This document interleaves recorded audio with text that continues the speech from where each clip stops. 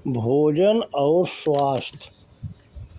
आज से ही अपने खान पान की आदतों में सुधार करें एवं प्रकृति की शरण में पहुंचकर स्वस्थ जीवन जीने का संकल्प लें।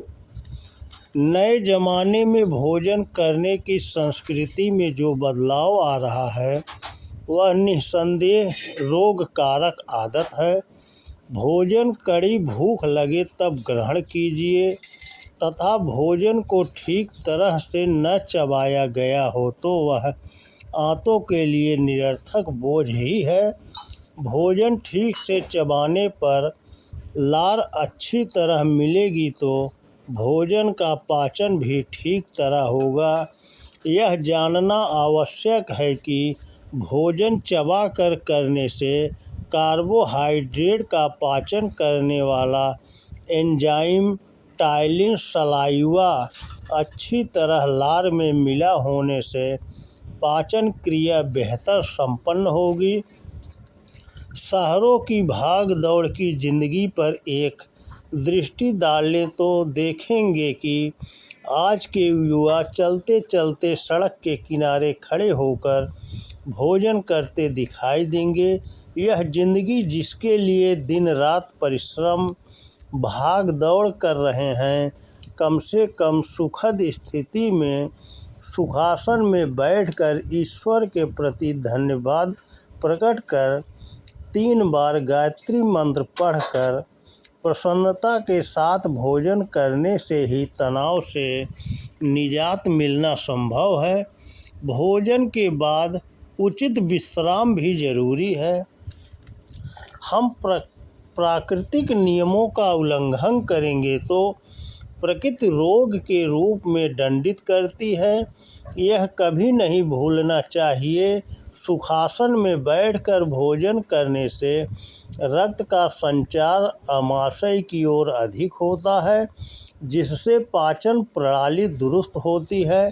कहते हैं कि पापी पेट का सवाल है, इसी के लिए जीना पड़ता है, इसी के लिए परिश्रम करना पड़ता है, परंतु हम इस पापी पेट के लिए समय क्यों नहीं निकाल पाते। हर दूसरे कार्यों के लिए भरपूर समय है, भोजन के लिए हमारे पास समय नहीं है। यह कहाँ तक उचित है। Fast food, junk food, cold drink आदि पोषक तत्व विहीन रोग कारक मूर्खतापूर्ण खान पान ने स्वास्थ्य आहार परंपरा को नष्ट कर दिया है।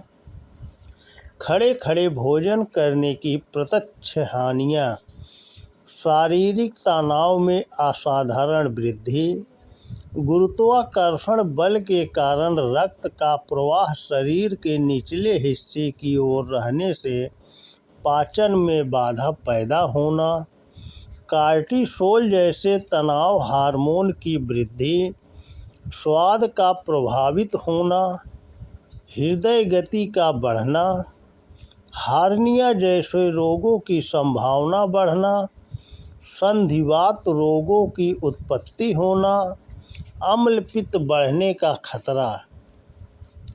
बैठकर भोजन करने के लाभ: पलथी मारकर सुखासन में बैठकर भोजन करने से पाचन ठीक तरह से होता है।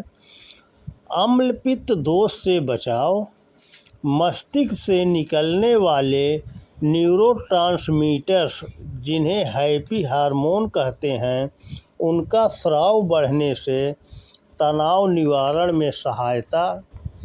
स्वाद प्रणाली सही होने से भोजन स्वादपूर्ण लगेगा। जल्दबाजी नहीं होगी जिससे पूरा शारीरिक और मानसिक स्वास्थ्य साधने में मदद मिलेगी। भोजन के बाद क्या करें? भोजन करने के पश्चात लघुशंका अवश्य जाएं। तत्पश्चात 10 मिनट के लिए वज्रासन की स्थिति में बैठिए। यदि शारीरिक कारणों से वज्रासन में नहीं बैठ पाते हैं तो दाईं करवट, बाईं करवट और चित लेटकर 15-20 मिनट विश्राम कीजिए। भोजन के बाद सोना मना है, विश्राम जरूरी है। यह स्वास्थ्य जीवन शैली का नियम है। भोजन कितना करें? भोजन अपनी भूख से थोड़ा कम करें। उदाहरण के तौर पर 4 रोटी की भूख है तो 3 रोटी खाइए। एक सूत्र है, कड़ी भूख में खाइए, भूखे पेट उठ जाइए। अर्थात कम खाना गम खाना वाली कहावत के अनुसार भोजन करेंगे तो कभी पाचन संबंधी व्याधियां नहीं सताएंगी। पानी कब पिएं? भोजन के 1 घंटे पूर्व पानी पी लेना उचित है।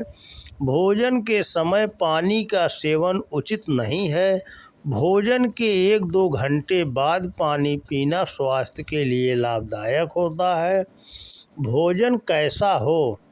भोजन प्राकृतिक अर्थात कम मिर्च मसाला वाला, सात्विक सादा हो।